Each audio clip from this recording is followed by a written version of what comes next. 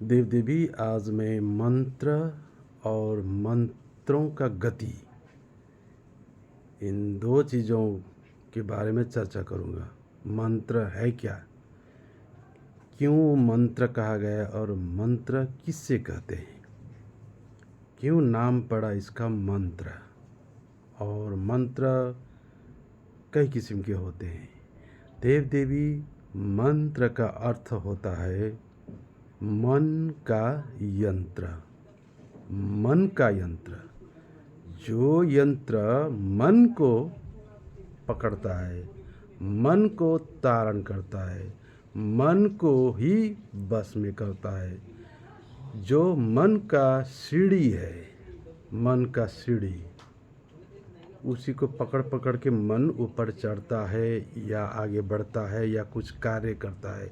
मन को कि कोई कार्य करने के लिए जो सहारा चाहिए, जो सीढ़ी चाहिए, जो यंत्र चाहिए, उसी को मंत्र कहा जाता है।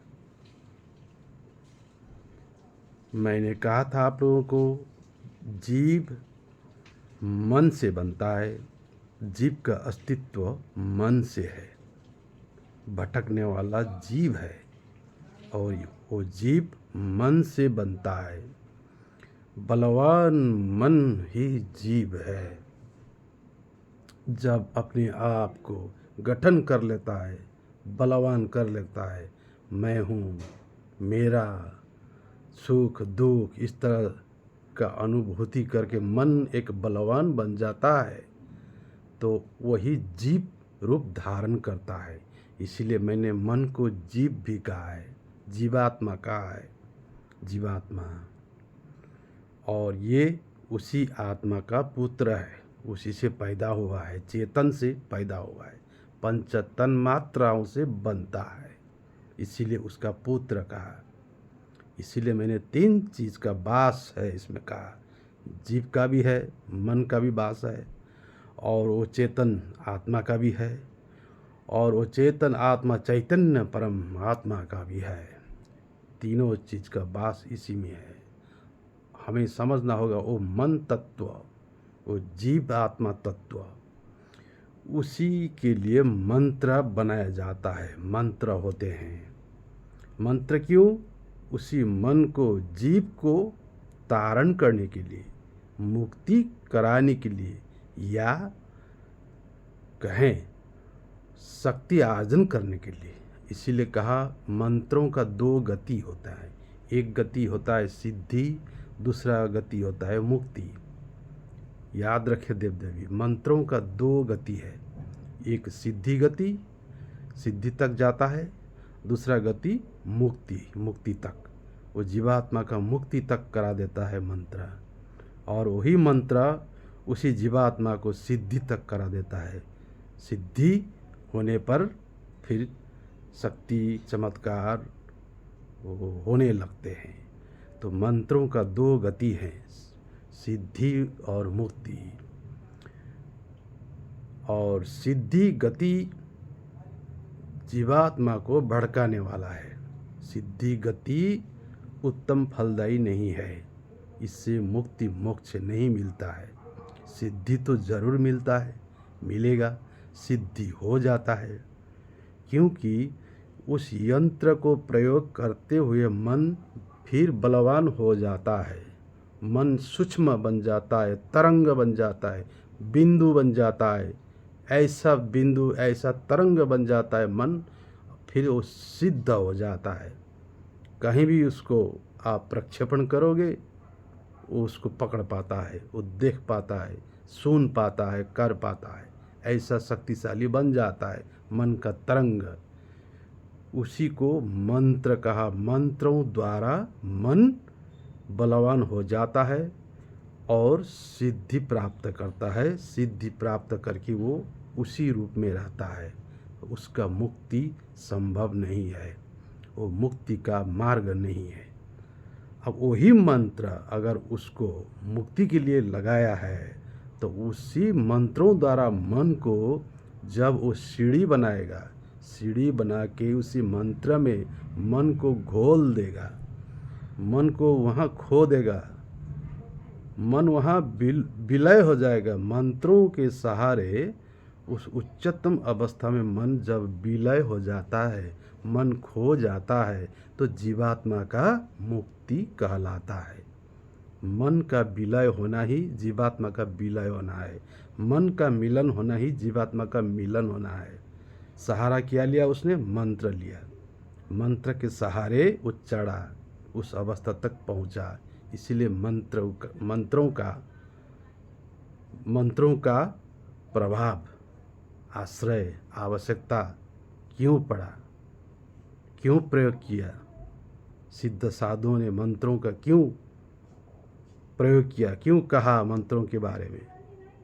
मंत्रों का अर्थ यही है, मन को तारण करने के लिए जो सीढ़ी बनाया, सीढ़ी, उसी सीढ़ी से सहारे मन को खो दिया, विलय कर दिया। मंत्र स्वयं वो ईश्वर नहीं है, मंत्र स्वयं वो परमात्मा नहीं है। मंत्र एक साधन है, मंत्र एक सीढ़ी है।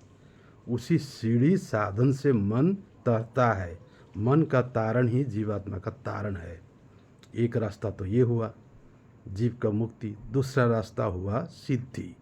वही मन उसी मंत्र को प्रयोग करके यंत्र बना के सिद्ध होता है, उसी को सिद्धि कहा।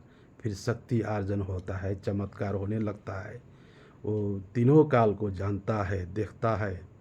उसे तीसरा आँख भी कहा जाता है, त्रिकालदर्शी भी कहा जाता है। इस तरह मंत्र सिद्ध होता है। अब आप पूछोगे कौन सा मंत्र? मंत्र कितने हैं? ये मंत्र, वो मंत्र, वो मंत्र। मंत्र बहुत हैं, बहुत हैं। किसी भी मंत्र को जो उत्तम साधक सप्रेम सभक्ति मंत्र को साधना करता है तो सिद्धि प्राप्त कर लेता है। इसीलिए मैं क्या कहूँ, ये मंत्र वो मंत्र कैसे कहूँ? मैं तो उस मंत्र का तारण हो जाने के बाद का अवस्था के बारे में बताऊंगा। जब मंत्र द्वारा मन का तारण हो जाता है तब मन रहता नहीं है। जब मन रहता नहीं है, जीवात्मा का मुक्ति कहलाता है। वो सम अवस्था, निर्गुण निराकार अवस्था, वो ब्रह्म शब्द अवस्था।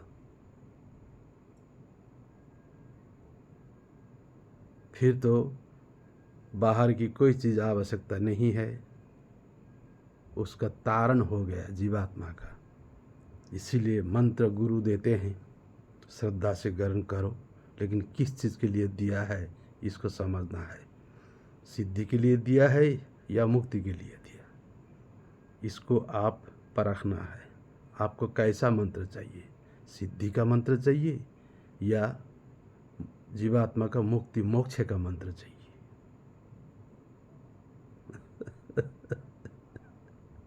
यही भ्रमित हो जाते हैं। हर प्रकार के मंत्र प्रयोग करते हैं, मंत्र जंत्र तंत्र बना के नाना प्रकार की साधना करते हैं। सिद्धि का है वो सिद्धि से जीवात्मा का मुक्ति संभव नहीं है, नहीं है। यूँ तो सिद्धि भी संभव नहीं है। बिना सत्य और सत्पात्र सिद्धि भी संभव नहीं है। सत्य बिना सिद्धि होगा ही नहीं। सत्य पालन इतना आवश्यकता है। और सिद्धि का कारण भी तो चाहिए। क्यों सिद्धि, किस लिए, प्रयोजन क्या? प्रयोजन भी तो चाहिए। किस प्रयोजन के लिए सिद्धि? क्या धन अर्जन के लिए या यश नाम अर्जन के लिए? प्रयोजन भी तो होना चाहिए सिद्धि का। इसीलिए मैंने कहा सिद्धि के लिए साधना नहीं करना चाहिए, सिद्धि तो स्वतः हो जाना चाहिए। सद्भक्त को सिद्धि स्वतः प्राप्त होता है। जो सत्यवादी है, निराकार ध्यान करता है और जीवात्मा का मुक्ति के लिए प्रयास करता है, ज्ञान ध्यान करता है, उसके लिए सिद्धि तो स्वतः प्राप्त होने वाला उसी का संपत्ति है, उसी का संपत्ति है। ढूंढने की ज़रूरत नहीं है, सिद्धि के पीछे लगने की ज़रूरत नहीं। सिद्धि तो अपने आप आ जाता है, वो तो बीच का अवस्था है। सिद्धि के बिना तो आप मुक्ति हो ही नहीं पाओगे, तो सिद्धि को पार करके जाना पड़ेगा ना। तो सिद्धि के लिए चिंता क्यों? आप तो बहुत नीचे की चीज़ ढूंढ रहे हो, उससे ऊपर का ढूंढो। सिद्धि से ऊपर मुक्ति मोक्ष का ढूंढो। तो रास्ता तो वही है, सिद्धि होके जाएगा। सिद्धि से गुजर के जाना पड़ता है ना मुक्ति मोक्ष से। तो सिद्धि के पीछे क्यों लग रहे हो? क्यों लग रहे हो? चमत्कार क्यों चाहिए? क्यों सिद्धि चाहिए? देव देवी, सिद्धि रास्ता तो बीच का है, बीच का अवस्था है, उससे आप गुजर के जाओगे मुक्ति मोक्ष से, वो तो स्वतः प्राप्त होगा सिद्धि। इसलिए सिद्धि के लिए साधना नहीं करना चाहिए। मोक्ष मुक्ति का निराकार जीवात्मा का तारण के लिए, उसके लिए ध्यान करना चाहिए, योग ध्यान। इसीलिए मंत्रों का दो गति है, एक सिद्धि तक जाता है, एक मुक्ति तक जाता है। जो सिद्धि तक जाता है वो मोक्ष तक नहीं ले जा पाएगा, और जो मोक्ष मुक्ति तक जाता है वो मंत्र आपको सिद्धि को पार करके जाएगा, वो सिद्धि होते हुए जाएगा। आपको अब कौन सा चाहिए? आपको सिद्धि नीचे ही छूट जाए, मतलब सिद्धि को पार करके आप मुक्ति मोक्ष से पाओगे ना, स्वधाम में पहुँचोगे, उस रास्ता को ढूंढना है।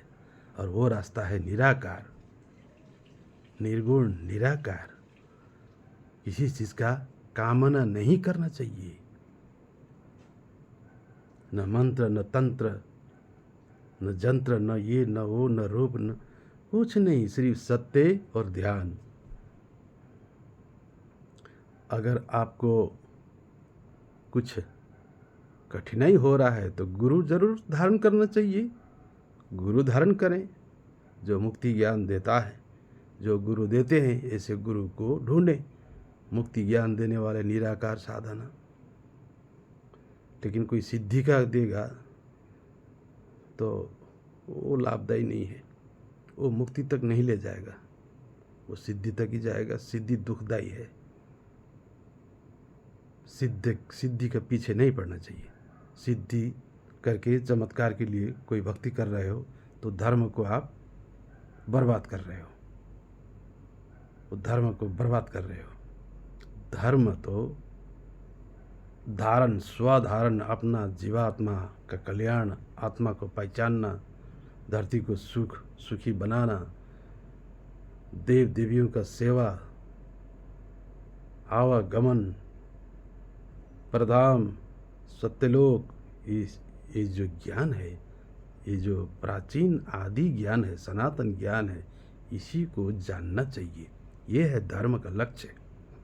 धर्म का लक्ष्य तो ये है, मैं क्यों आया, मानव देह क्यों आया, जरूर मेरा उच्चतम अवस्था है, जरूर मैं कहीं से आया हूँ, मुझे सृष्टि करने वाला कहाँ है, मैं उससे मिलूँगा, वहीं जाऊँगा उसी धाम में।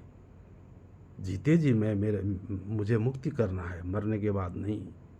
इस तरह ज्ञान से समझोगे, अपने आप को एक अमूल्य रत्न पाओगे, अमूल्य रत्न खजाना पाओगे। तब जानोगे ये तो देव है, देव शरीर है। अब यहाँ से मुझे साधना करना होगा और परम पिता को याद करना होगा, परम पिता को धाम तक मुझे जाना है, आना है। सुख शांति सब मिल जाएगा। सिद्धि तो नीचे के हैं, बीच के हैं। सिद्धि ये तो आपका संपत्ति है, क्यों लालच कर रहे हो सिद्धि का मेरे देव देवियों? नहीं, मुक्ति मोक्ष का, आनंद का, ब्रह्म ज्ञान का, ब्रह्म सेवा का, धरती को स्वर्ग बनाने का चेष्टा करें। ये है धर्म। धर्म तो ये है। आप तो तामसी और राजसी भक्ति कर रहे हो। अगर सिद्धि के पीछे लगोगे, वो सात्विक भक्ति नहीं है देव देवी, वो भी राजसी है। कुछ पाने के लिए वो फलदायी नहीं है, वो मुक्ति तक नहीं ले जाएगा, परमात्मा तक आप नहीं जा पाओगे, परमात्मा के धाम तक नहीं पहचानोगे। इसीलिए आप वो स्वार्थ त्यागना होगा। स्वार्थ तो एक ही होना चाहिए, वो है सत्यव्रत। सत्य, यही शर्त होना चाहिए। मैं किस तरह सत्यवादी बनूं और ब्रह्म का सेवा करूं, यही शर्त होना चाहिए। बाकी की चीज़ तो अपने आप घटित हो जाएंगे, अपने आप प्राप्त होने वाली चीज़ है। तो देव देवी, जो मंत्र को तारण करता है, उसी वस्तु को, उसी यंत्र को मंत्र कहा जाता है। और मन ही वो जीव है, जीवात्मा है, उसी को तारण करना है, मुक्ति करना है। इसलिए मंत्र में मन को घोल देना पड़ेगा। घोल घोल के मंत्र में, या तो उसको सीढ़ी बना के मंत्र का सीढ़ी बना के मन को वहाँ तक पहुँचा देना है, फिर मंत्र को छोड़ देना है। मंत्र को याद करते नहीं रहना है। वहाँ पहुँचने के बाद जब शांत समुद्र बन जाओगे, फिर मंत्रों का ज़रूरत नहीं है। फिर मंत्र नीचे छूट जाते हैं, क्योंकि वो तो सीढ़ी है, सिर्फ सीढ़ी। तब तक ही मंत्र रहेगा जब तक मन वहाँ तक नहीं विलय होगा, नहीं पहुँचेगा। मन जब वहाँ विलय हो जाएगा, विलीन हो जाएगा, लीन हो जाएगा, ब्रह्मानंद में पहुँचेगा, वहाँ मंत्र फिर छूट जाएगा। क्योंकि वो सीढ़ी था, सिर्फ वो सहारा था, वो यंत्र था, एक यान था, वाहन था। उसी के माध्यम से मन गया है वहाँ। मंत्र का यही प्रभाव है देव देवी। मंत्र हर चीज़ को आप अच्छी ढंग से, सूक्ष्म ढंग से, वैज्ञानिक ढंग से समझें और उसका पालन करें। यही है सत्य ज्ञान। सत्य ज्ञान तो वैज्ञानिक होना पड़ता है। ये तो विज्ञान भी है, ये अध्यात्म विज्ञान है। ये कोई ऐसे वैसे कह देने से नहीं होगा। इसका हर चीज़ एक एक अर्थ को समझना होगा विज्ञान से। विज्ञान के बिना अध्यात्म नहीं है, न धर्म है न अध्यात्म है देव देवी। विज्ञान के को छोड़ दोगे तो धर्म अधूरा हो जाएगा, अध्यात्म अधूरा हो जाएगा।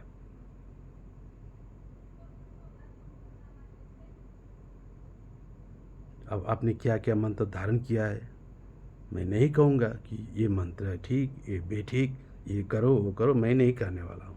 मैंने कह दिया कोई भी मंत्र धारण किया हो करो, वो मन का यंत्र है, मन का सीढ़ी है।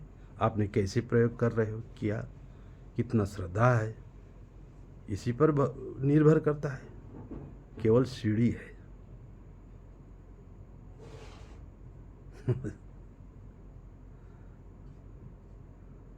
सरल मंत्र भी होते हैं,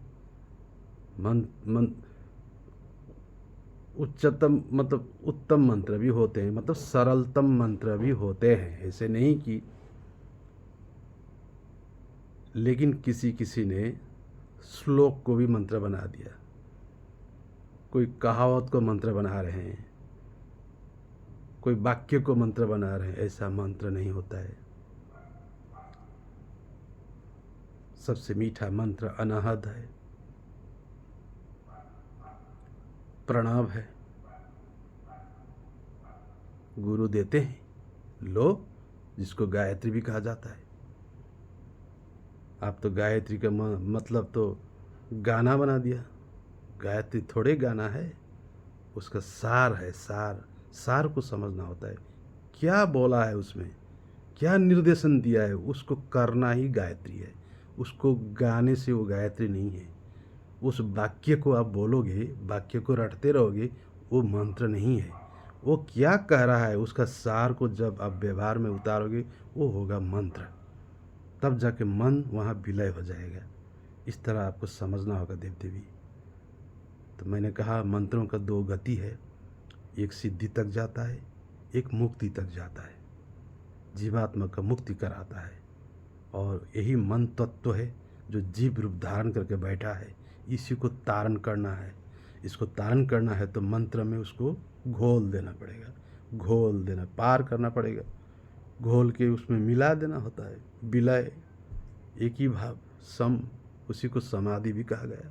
जब समान हो जाते हो, कुछ नहीं रह जाता है। मंत्र भी जब छूट जाते हैं तो समान, समाधि। अब वहाँ मंत्रों का क्या काम? जब समाधि में पहुँच गए, मंत्रों का क्या काम? क्या मंत्र जपोगे, क्या जप ही नहीं पाओगे? वो अजपा हो जाएगा, वो अजपा हो जाएगा, अपने आप वो जपा जा रहा है।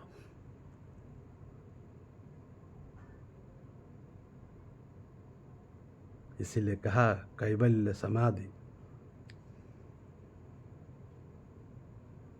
सुंदर है, मीठा है। अध्ययन करें देव देवी। मंत्र क्या है, योग ध्यान क्या है, जीव क्या है, मुक्ति मोक्ष क्या है और सिद्धि क्या है, क्यों घातक है सिद्धि। इस सिद्धि पथ मन के लिए, जीव के लिए क्यों घातक कहा गया, अध्ययन करे, ढूंढे। घातक है, वो किसी एक रूप धारण करके बैठेगा, वो तो तरंग बन जाएगा, मन तो और बलवान होगा, और भी बलवान हो जाएगा तो फिर क्या होगा, वो तरेगा नहीं, वो अटकेगा वो। हाँ, तभी तो कहा महाभारत और एक होगा, महाभारत करना पड़ेगा उसको मुझसे अध्यात्म में, अंतर जगत में, क्योंकि वो तो रहेगा बलवान, तरंग होके रहेगा ना अंतर जगत में, अंदर में, तो मुझसे लड़ने आएगा युद्ध करेगा अंदर में। हाँ, ऐसा मत करो, ऐसा बन के मत रहो अंतर जगत में, मुझसे युद्ध होगा महाभारत, होशियार हो जाओ। देव देवी नमन।